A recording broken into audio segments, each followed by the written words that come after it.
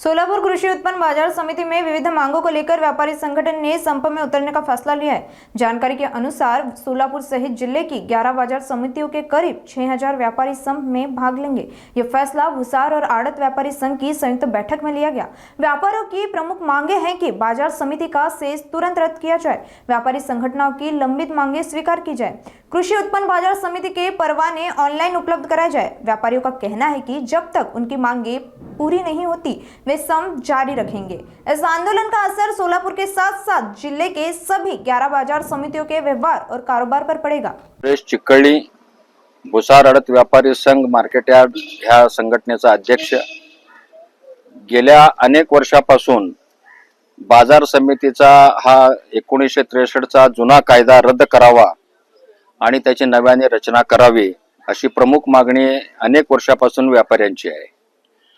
या जुन्या कायद्यामुळे व्यापाऱ्यांना फार अडचण निर्माण झालेली आहे।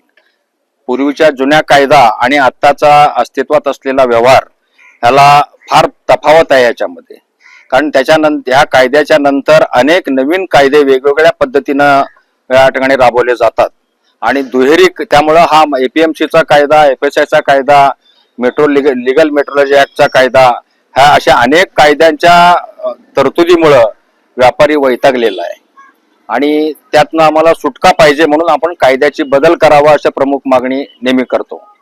त्याचबरोबर बाजार समितीचा हा जो कर आहे, हा जो कर सगळ्यांना अडचणीचा कर आहे। त्या करामुळे शेतकऱ्याला त्याच्या अपेक्षित पेक्षा किंमत कमी मिळते आणि खरेदीदाराला त्याची किंमत जास्त मोजावी लागते आणि त्याचा भुर्दंड ग्राहकांना बसतो आणि महागाई वाढते।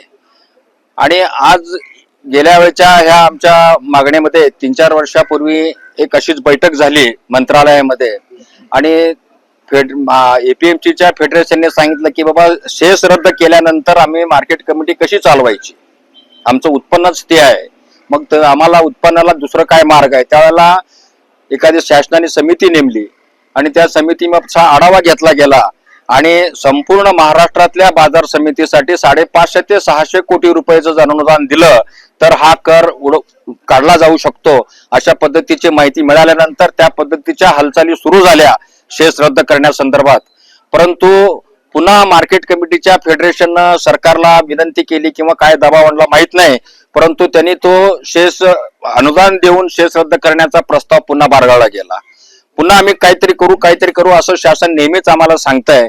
त्याच पद्धतीनं गेल्या वेळी 28 सप्टेंबरला पुन्हा शासनाबरोबर बैठक झाली।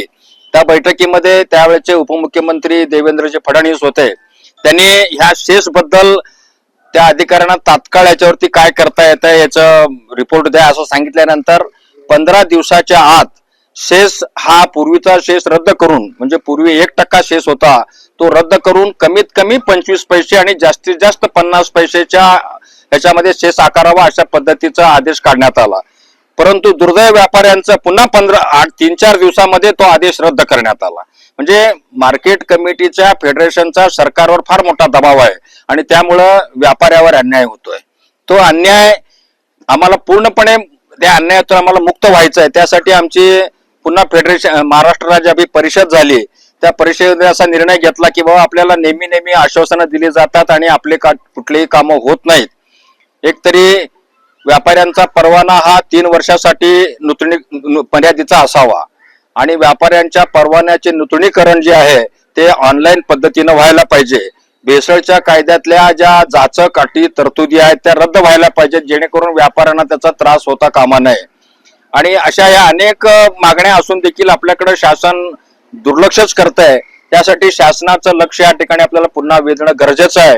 त्यासाठी आज आमचा हा 1 दिवसीय लाक्षणिक संप करण्याचा निर्णय घेण्यात आला आणि आम्ही परवा 28 तारखेलाच आमच्या सगळ्या व्यापाऱ्यांना बोलवून सांगितलं की बाबा असं आपल्याला पुन्हा 5 डिसेंबरला राज्यव्यापी बंद आहे, त्यामध्ये आपल्याला सहभाग आपला नोंदवायचा आहे। त्यामुळे इथला आज व्यापारी, आज मला वाटतं तुम्ही फिरून जरी बघितला असाल तर आम्ही कुणालाही जाऊन जबरदस्तीनं बंद करायला सांगितलेलं नाहीये, स्वयंपूर्तीनं हा बंद आहे। ह्याचाच अर्थ नक्कीच व्यापाऱ्यांना ह्या कराचा एपीएमसीच्या कायद्याचा त्रास आहे म्हणूनच स्वयंपूर्तीने लोकांनी बंद ठेवलेला आहे। तेव्हा तुमच्या माध्यमातून आम्ही शासनाला पण पुन्हा विनंती करतो की बाबा आमच्या व्यापाऱ्यांकडे तुम्ही आमच्या मागण्याकडे सहानुभूतीपूर्वक बघावं आणि व्यापाऱ्यांना न्याय द्यावा ही आमची या ठिकाणची मागणी आहे. किती व्यापारी सहभागी झाले? संपूर्ण एपीएमसी संपूर्ण आहे. किती आहे? 800 लायसन्स होल्डर आहेत व्यापाऱ्यांचे सगळे इथले आमचे. आणि फक्त हे जे बंद आहे आमच्या बाजार समितीतल्या व्यापाऱ्यांचा बंद आहे. या ठिकाणी बाकी खाली जे बाजार आहेत त्यांचा कुणाचा बंद नाही. त्यांनी आम्हाला पाठिंबा दिलेला आहे. आणि ह्याच ठिकाणचा पुन्हा नाशवंत मालाचा जो बाजार आहे कांदा बटाटा भाजीपाला त्यांनी देखील आम्हाला पाठिंबा दिलाय आणि त्यांचा व्यवहार चालवून त्यांनी आम्हाला पाठिंबा दिलेला आहे. ओके.